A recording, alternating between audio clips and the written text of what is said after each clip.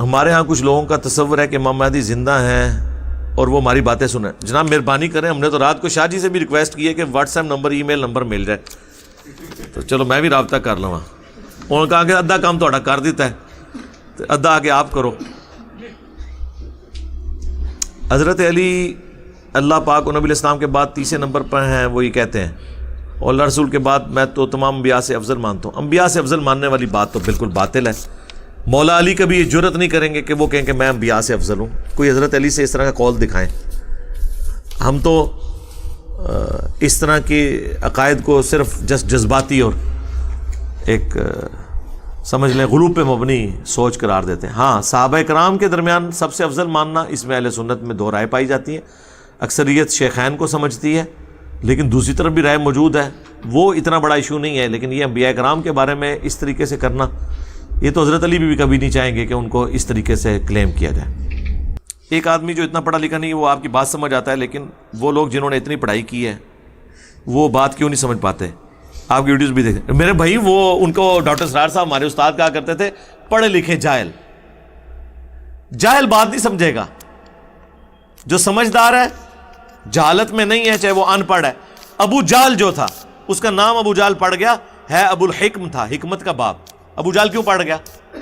کہ پڑھا لکھا جاہل تھا, جان بوجھ کے اس نے اراد کیا. سوئے ہوئے شخص کو آپ اٹھا سکتے ہیں, جو شخص آنکھیں بند کر کے لیٹا ہے آپ اسے نہیں اٹھا سکتے, اس کی نیت ہی نہیں اٹھنے کی. تو یہ سارے پڑھے لکھے جاہل ہیں. اور یہ پڑھے لکھے بھی بس او یار ان کی ڈگریاں بھی چھوڑ دیں, کیا سلیکٹو اسٹڈی کر کے آپ نے ان کو بہت بڑا مانا ہوا ہے. یہ تو ویڈیوز میں کیا ہے کہ ہم ڈگری کر کے فارغ ہوئے تھے, ہمیں نہیں تو پتا المہند میں کیا لکھا ہوا ہے. تو آپ اندازہ کر لیں.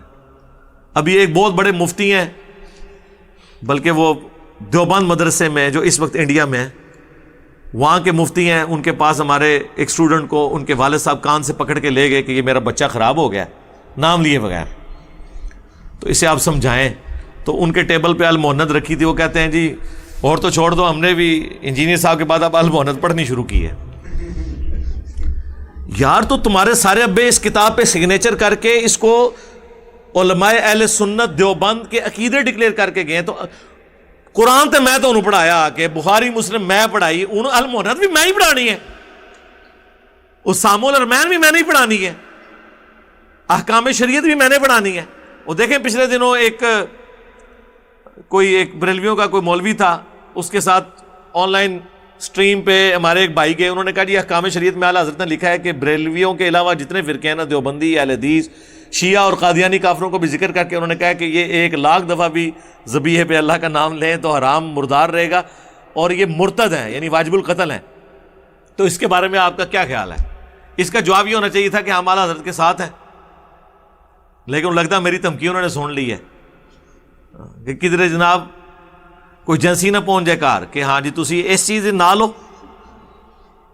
تو کہتے جی آپ کہاں سے پڑھے ہوئے ہیں, آپ کی تعلیم کتنی ہے, آپ کو ناظرہ پڑھنا آتا ہے. اے اگو شروع ہو گئے جی, تمہیں بڑا مناظرے کا شوق ہے نا. مناظرے چاہیے ہوتا ہے, مناظرے میں یہ نہیں ہوتا کہ میں اب ایک بات کسی کے سامنے رکھ لوں کہ بتاؤ یہ ہے. تو اماد الاسلام بھائی کتنے مہینے گزر گئے ہیں, کوئی مولوی نہیں چھوڑا کہ جس کی مٹی پلید اس نے خود نہ کروا لی ہو.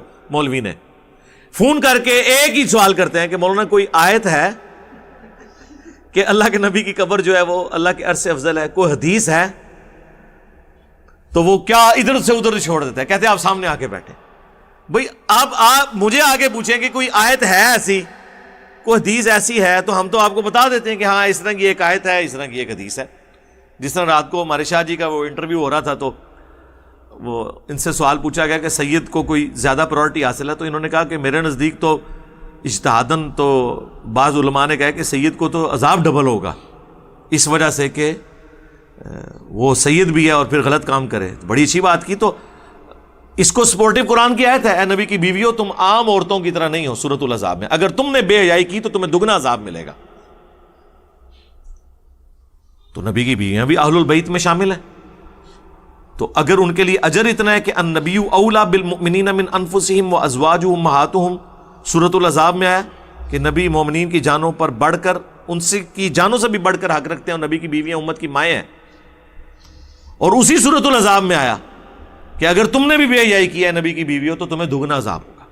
تو بالکل صحیح ہے کہ خالی یہ تو نہیں کہ ایک بندہ ہاشمی سید ہے اور وہ عزت ہی کراتا رہے اور وہی سمجھے کہ جو ہے وہ جو مرضی کروں. اچھا وہ جو آپ نے بات کی تھی نا شادی اس میں کہ اعلیٰ حضرت نے فتویٰ دیا ہے فتاوی رضویہ میں کہ اگر قاضی جو ہے وہ کسی سید کے اوپر حد جاری کرے تو وہ نیت کرے گا کہ میں اس سے گناہ دھو رہا ہوں. اعلیٰ حضرت دی ایڈی جرت ہی نہیں ہے گناہ دا لفظ. انہوں نے کہا کہ وہ یہ نیت کرے گا کہ سید صاحب کے پاؤں میں کانٹا لگ گیا تھا, میں وہ کانٹا نکال رہا ہوں. گناہ دا لفظ وہ یوز ہی نہیں کرتے, ایڈا سیدہ نو احترام دیں نا, یہ انہوں نے کہا تھا. یا پاؤں پہ میل لگی ہے تو پاؤں دھو رہا ہوں. میل گناہ کا لفظ تو یوز ہی نہیں کرتے, وہ تو اپنے بابے نو معصوم سمجھتے ہیں. ٹھیک ہے جی, انہوں نے گناہ کا لفظ یوز کرنا ہے.